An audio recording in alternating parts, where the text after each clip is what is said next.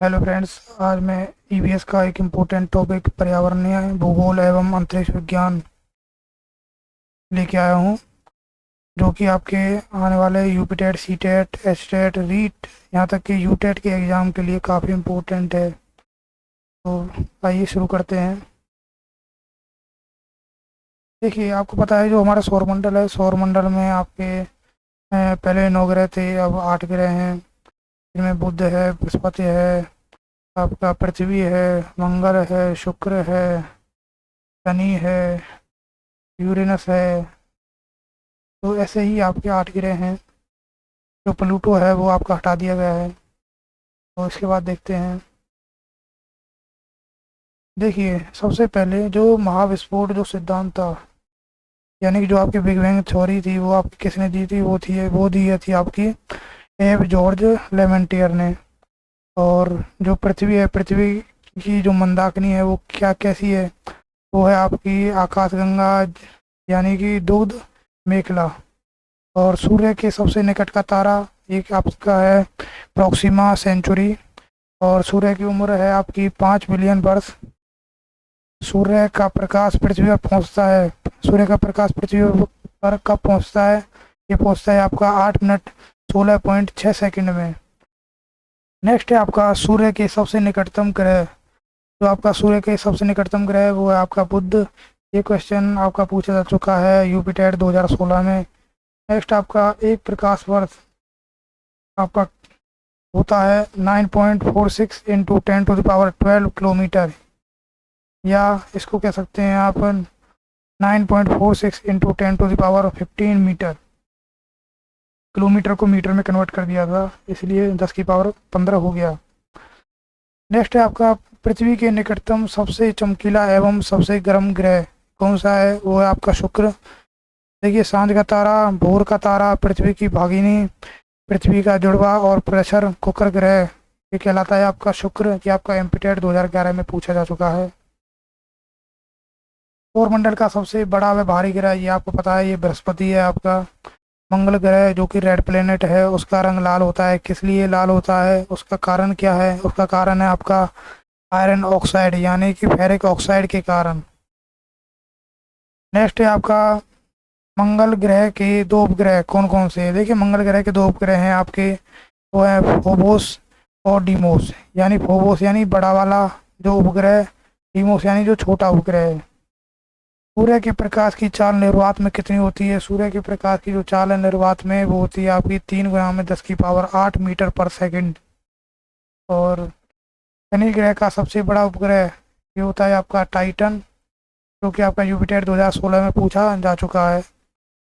Next आता है आपका शनि ग्रह के चारों ओर कितने चमकदार वलय हैं? तो आपको पता होना चाहिए, शनि ग्रह के चारों ओर आपके 7 वलय हैं।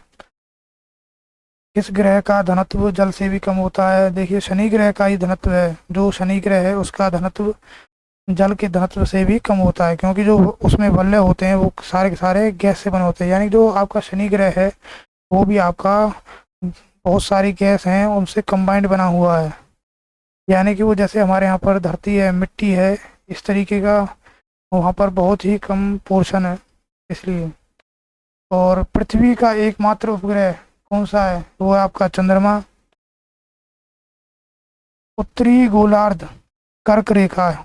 देखिए, जो कर्क रेखा है वो आपके उत्तरी गोलार्ध में स्थित है, ये भी चीज़ आपको पता होनी चाहिए। तो उत्तरी गोलार्ध और कर्क रेखा पर जो सबसे बड़ा दिन होता है वो होता है आपका 21 जून को। दक्षिणी गोलार्ध यानी कि जो मकर रेखा है उस पर आपका जो सबसे बड़ा दिन होगा वो होगा आपका 22 दिसंबर को। ये आपका यूपिटर 2014 में पूछा जा चुका है।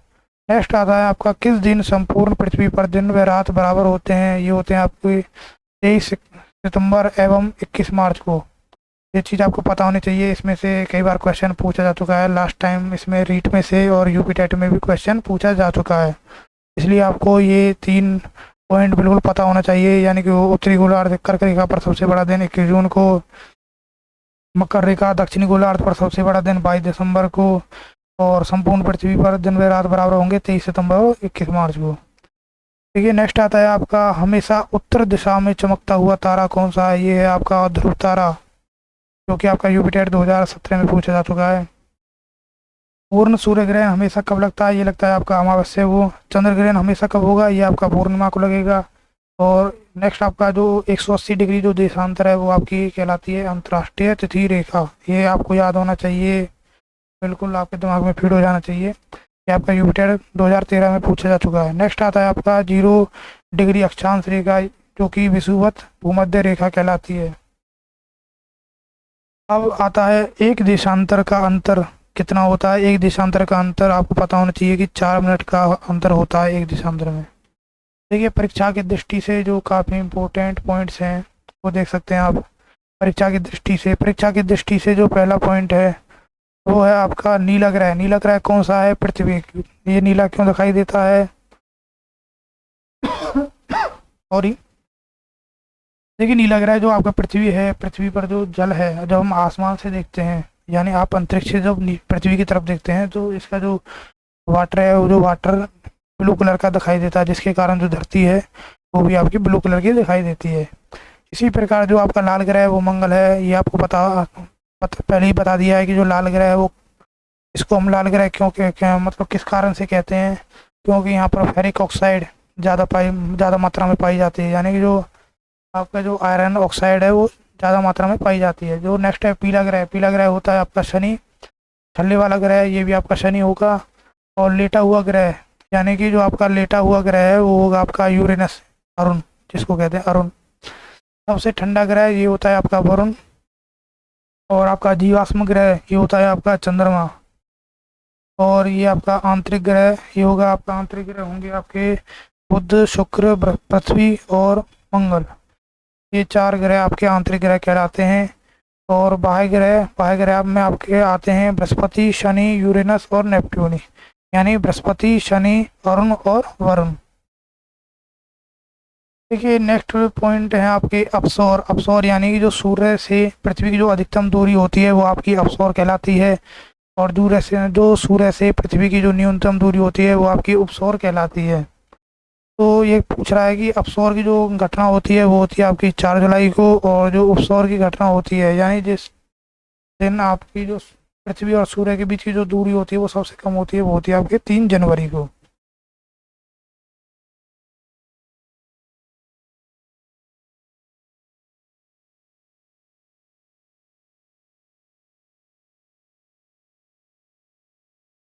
थोड़ा सा हाँ जी, अब देख सकते हैं आप, स्क्रीन पे आ रहा है। देखिए स्क्रीन पे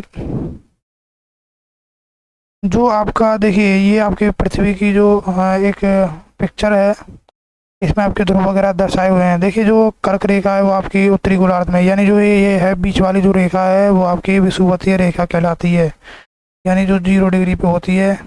ये डिवाइड करके रखती है पूरी पृथ्वी को। और देखिए, इससे ऊपर वाला जो पोर्शन होता है वो आपका होता है उत्तर ध्रुव, और नीचे वाला होता है दक्षिण ध्रुव। जो आपका दक्षिण ध्रुव वाला जो हिस्सा होता है उसको हम कहते हैं देशांतर, और वो उसको कहते हैं अक्षांश। नहीं, जो सॉरी, देखिए जो ऊपर वाला हिस्सा होता है उसमें आपकी जो रेखाएं होती है वो होती है कर्क रेखा, और नीचे वाले में होती है वो होती है आपकी मकर रेखा। और इनकी आपकी लोकेशन दिखाई हुई है। देखिए, जो आपके उत्तरी ध्रुव पर 66 सहित 1/2 जो डिग्री पर जो आपका एरिया होता है वो आपका उत्तरी शीत कटिबंध एरिया कहलाता है। और इस व्रत को, जो ये व्रत होता है, सर्कल होता है, इसको कहते हैं उत्तर ध्रुव व्रत। ये आप पढ़ लीजिए, सेम है। और जो आपकी कर्क रेखा है वो आपकी गुजरती है 23.5 डिग्री उत्तरी से ध्रुव से। और जो आपकी मकर रेखा है वो आपकी गुजरती है 23.5 डिग्री दक्षिणी ध्रुव से। ठीक है, नेक्स्ट आता है आपका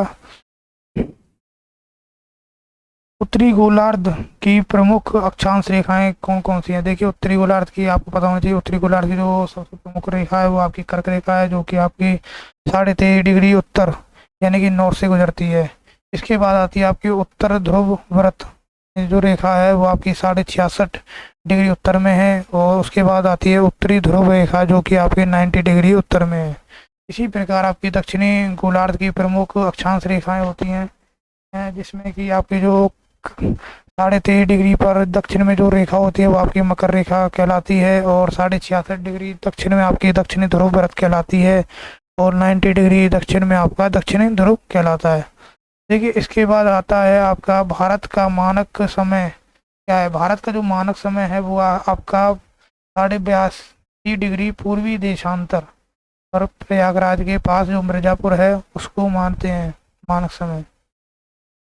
ये आपका ग्रीनविच जो मीन टाइम है उससे ये आपका 5.5 घंटे आगे है, यानी +5 आवर एंड 30 मिनट। सबसे अधिक जो टाइम जोन होता है वो आपका है रसिया का यानी रूस का, जिसमें कि आपके 11 टाइम जोन हैं। उसके बाद आता है अमेरिका, जिसमें कि आपके 9 टाइम जोन होते हैं, यानी 9 डिफरेंट डिफरेंट टाइम होते हैं अलग अलग जगह के। इसके बाद आता है आपका पृथ्वी व सूर्य के जो बीच में जो चंद्रमा का आना कहलाता है, यानी वो क्या कहलाएगा जब अगर पृथ्वी और सूर्य के बीच में चंद्रमा आ जाता है। जब पृथ्वी और सूर्य के बीच में चंद्रमा आता है तो आपका कहलाता है सूर्य ग्रहण, और जब चंद्रमा व सूर्य के बीच में पृथ्वी आ जाती है तो उसको कहते हैं हम चंद्र ग्रहण। ठीक है, पहले में आपका सूर्य ग्रहण होता है, दूसरे में चंद्र ग्रहण है। ये आपका रीट में पूछा जा चुका है और इम्पोर्टेंट भी है।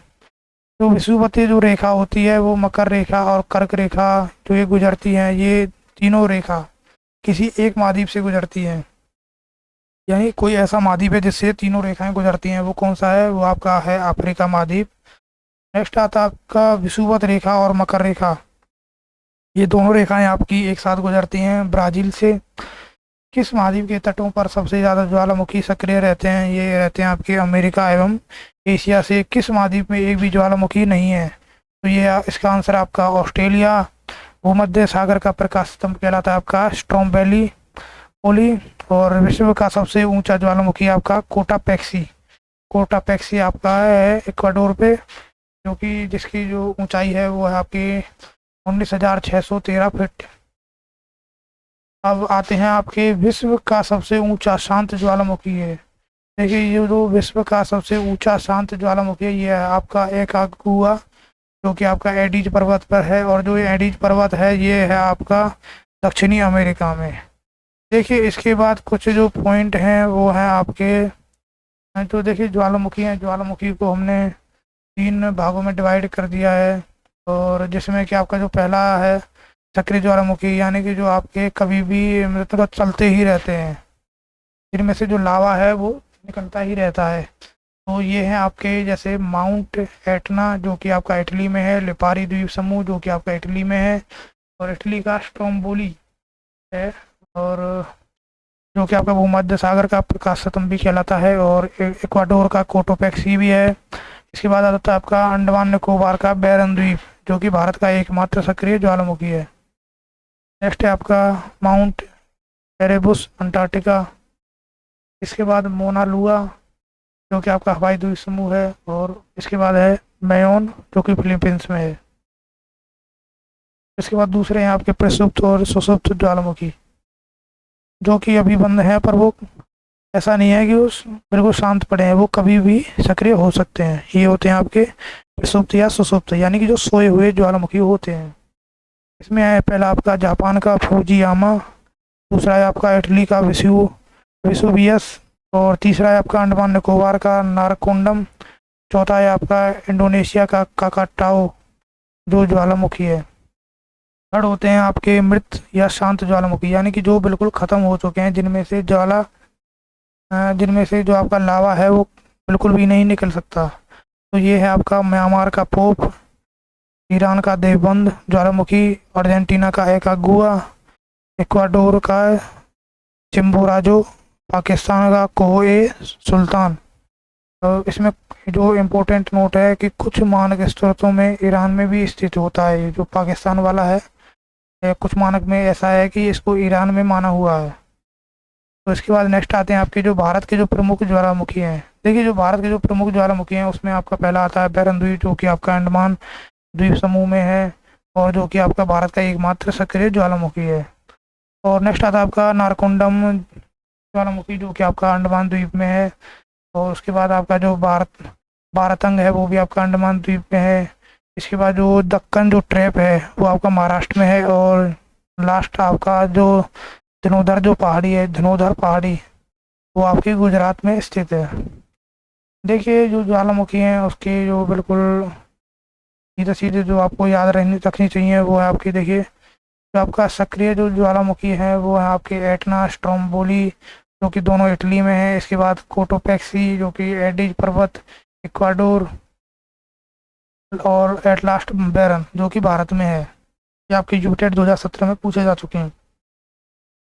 इसके बाद नेक्स्ट आते हैं आपके सुसुप्त प्रसुप्त, यानी कि जो सोए हुए ज्वालामुखी हैं वो कि आपका फ्यूजियामा जिसका आपको पता है जापान में है, और काकाताओ जो कि इंडोनेशिया में है। और इसके बाद मृत जो ज्वालामुखी हैं वो है आपके किलिमंजारो जो कि आपका तंजानिया में है, और जो पोपा पोपा जो आपका म्यांमार में है। इसके बाद दक्षिणी जो एशिया है उसका एकमात्र जो सक्रिय ज्वालामुखी है वो है आपका बैरन जो कि कहाँ पे आपका वो है आपका अंडमान द्वीप समूह में। देखिए इसके बाद आते हैं आपके आपदा के प्रकार। आपदा देखिए दो प्रकार की होती है। पहली होती है आपकी प्रकृति जनित, यानी कि जो नेचुरल डिजास्टर होती है, और दूसरी होती है मानव जनित, यानी कि जो आर्टिफिशियल होती है या ह्यूमन क्रिएटेड होती है। अब देखिए जो आपकी प्रकृति जनित होती है यानी जो नेचुरल डिजास्टर होती है वो होती है आपकी भूकंप, बाढ़, सूखा, चक्रवात और बादल का फटना। इसके बाद आता है आपका भूस्खलन और सुनामी। ये सारी आपकी कैसी हैं, प्रकृति जनित। देखिए इसके बाद जो आपकी मानव जनित है यानी जो आपके आर्टिफिशियल हैं वो होती हैं आपकी रासायनिक दुर्घटनाएं, परमाणु दुर्घटना, महामारी, जनसंख्या विस्फोट, वनाग्नि, शॉर्ट सर्किट से लगी हुई आग। ये सारी आपकी होती हैं मानव जनित जो डिजास्टर होती हैं।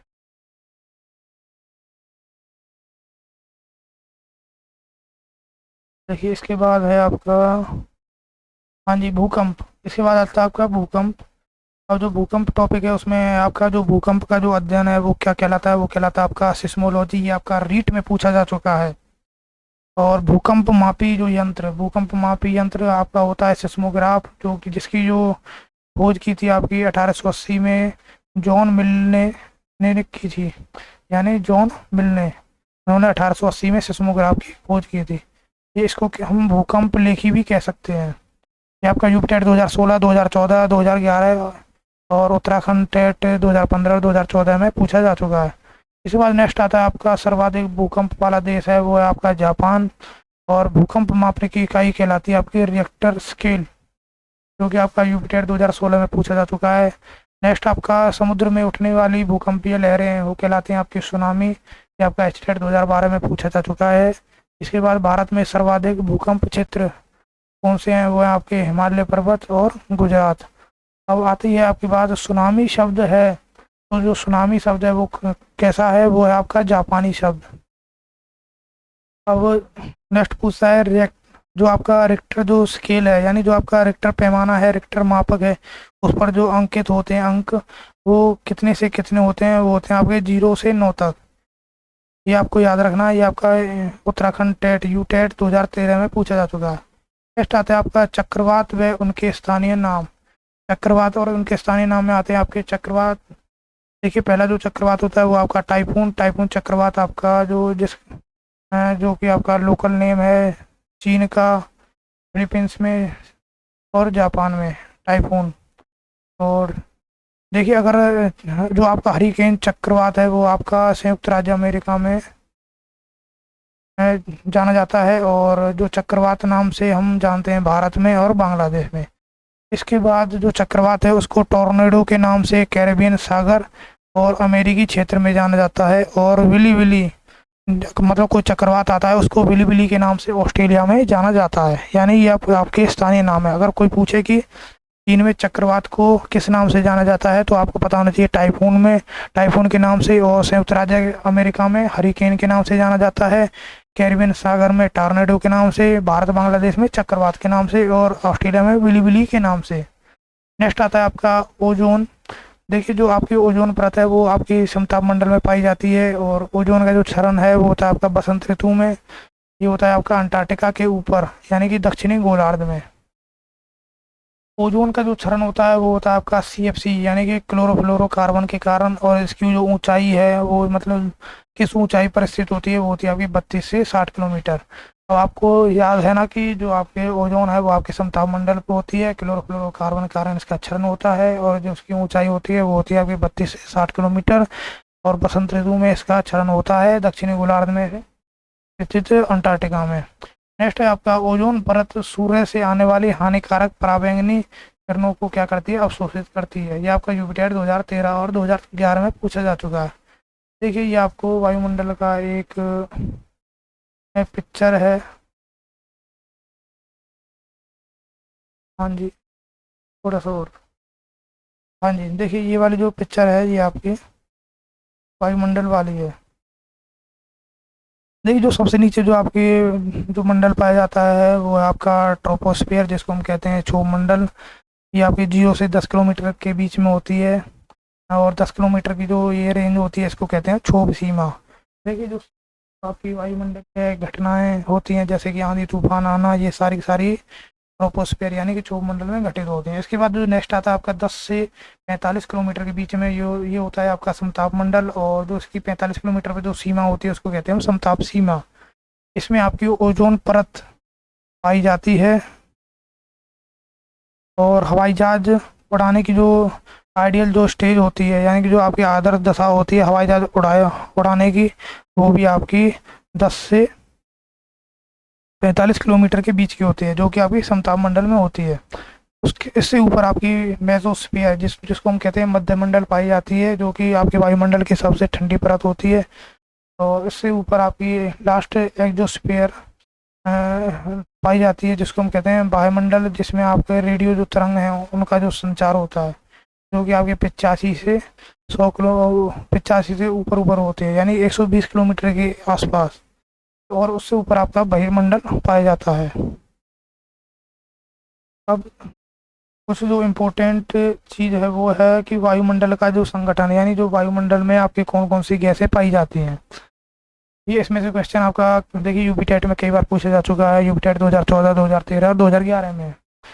तो आपको पता होना चाहिए जो आपकी नाइट्रोजन है वो आपकी सबसे ज़्यादा मात्रा यानी कि 78% पाई जाती है वायुमंडल में। इसके बाद आपकी ऑक्सीजन दूसरे नंबर पर पाई जाती है जो कि आपके 21% होती है। और वायुमंडल में इसके बाद आती है आपकी आर्गन गैस, जो कि आपके 0.93% होती है। इसके बाद जो कार्बन डाइऑक्साइड है जो वो कि आपकी 0.03% पाई जाती है। और जो बाकी की गैसें होती हैं वो होती हैं आपकी 0.04%। वो आज वो आज का आपको सेशन अच्छा लगा होगा। Thank you. प्लीज़ वीडियो को लाइक कीजिए, चैनल को सब्सक्राइब कीजिए। धन्यवाद।